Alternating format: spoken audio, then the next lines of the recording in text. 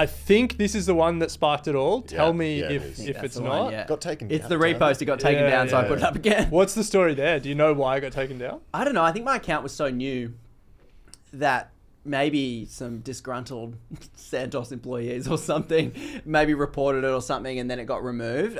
It also could have been, I think I had on the caption before, it's like, Aussies are dumb. Maybe they're like, that's racist. I don't know. There's been I mean, far worse things said in comments. Are you telling me that that's not the worst thing on the internet? What? All right, well, let's stop talking about it and let's see what all the fuss is about. Wait, how much tax are you paying? Do I have to pay income tax? How much is it? How much? 0. Nothing. Nothing. Property tax? 0. Inheritance tax? Nothing. What if I'm running a business? No tax at all. Okay. And you also get free healthcare, free education, and heavily subsidized housing. Yup, you don't need to pay a single thing. Fine. How? Like, how? Qatar is the world's largest supplier of liquefied gas. So all we need is gas.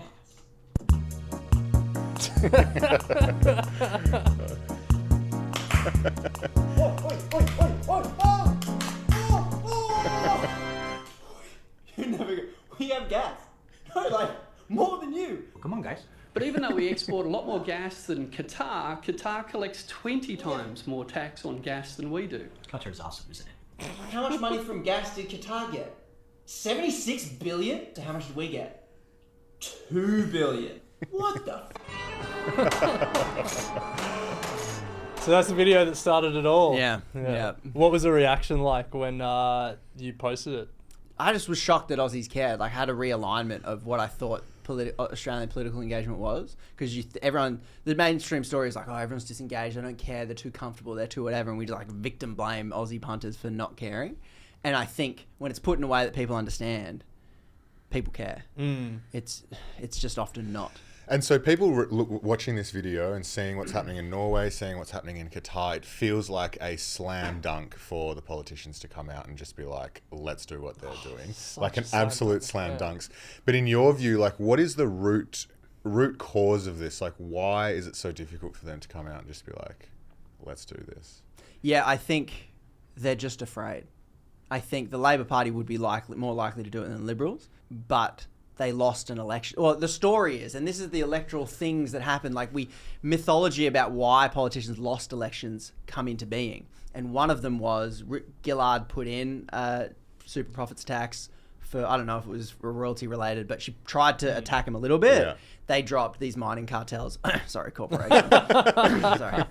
They dropped millions into confusing Aussie punters. Yeah. And at the time, I think Aussie punters just didn't realise what the difference between a royalty and a tax was. Yeah. And you'll see it in the ads. You'll see scare campaigns from Queensland just up their coal royalties. And the campaign was, Queensland government is upping the royalty tax. It's not a tax, it's bloody royalty. Yeah. A royalty is what you get for selling something. Yeah. It's our coal. We sell it to you, Santos, or who's a Whitehaven coal. We sell it to you. You pay us for that. Yeah. And we get money for it, and you can then on-sell it if you want to make money for it.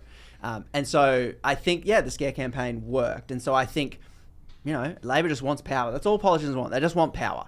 But it feels like, for me, the messaging here is just so clear that it surely should be able to overcome the millions spent by industry on the other way. Like, it's just like, guys, did you just see what that guy said about taxes in Qatar? Like, do you want that? I think I've done his job for him. Yes. Just needs to do a duet on TikTok with me and go, well, tax, and I'll vote for you. Yeah. If you do that, you got me straight away. I think the messaging out of Queensland, they've done it quite well, because they've tied the increase in coal royalties with the 50-cent public transport fares. Tried to make it tangible for people. Yeah, so they're like, this is essentially what you're paying for. Whereas like, the problem with some of it is it's so ethereal. It's like, hey, we're going to have this future fund or this sovereign wealth fund over here, and we trust us, there'll be benefits. But you won't. Which is the smarter thing to do.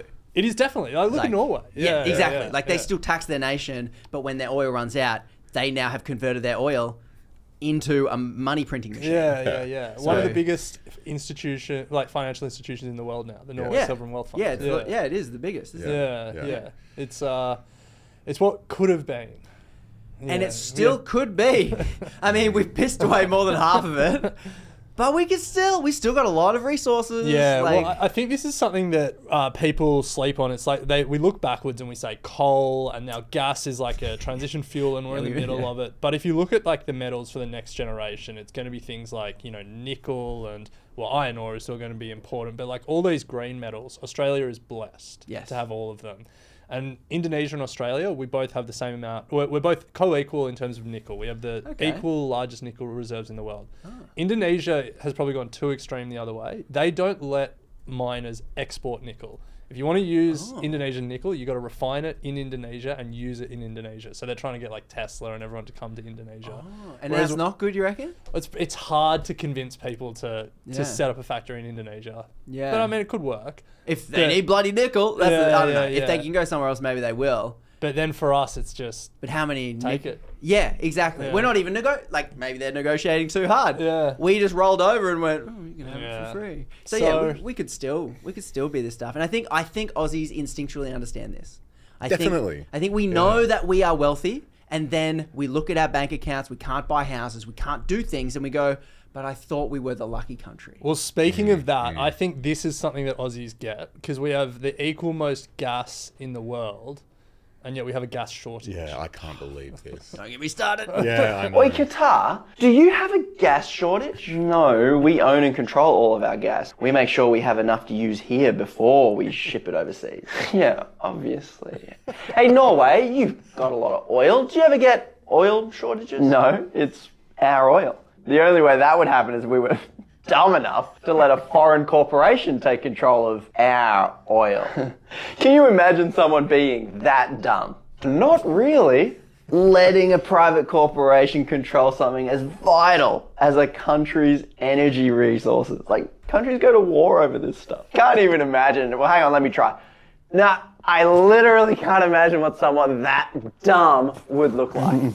The kind of idiot that would give away billions of dollars. I mean, billions of dollars for free. Just, here you go. How would that even work anyway? I mean, at least the citizens of the world's dumbest country would at least get what? Free gas and energy before some foreign corporation literally made billions? No, we buy it off them. Oh, God. Hey, Australia, do you have a gas shortage? Yeah.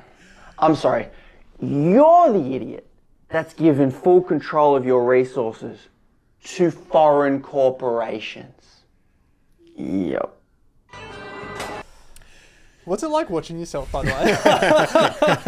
I'm just desensitized to it because I do all the editing, I do everything, so I'm just like, oh, okay. And who doesn't love the sound of their own voice? Yeah. This one gets me so much because it's not only that we let it happen, but it's that we know there's a policy. Like WA has a gas reserve policy in our own country. Yeah, where there's a certain amount that has to stay in the country, and there's no shortages in WA yet.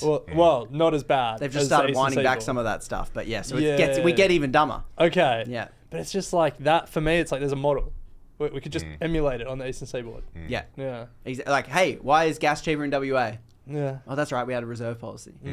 That, coincidentally, Kerry Stokes, the billionaire, his gas mine was exempt from the reserve policy. Right. Okay. Well, just for some strange reason. Couldn't tell you why. Wow. Yeah. I will say this about investing. Everything you do learn is cumulative. What I learned at 20 is useful.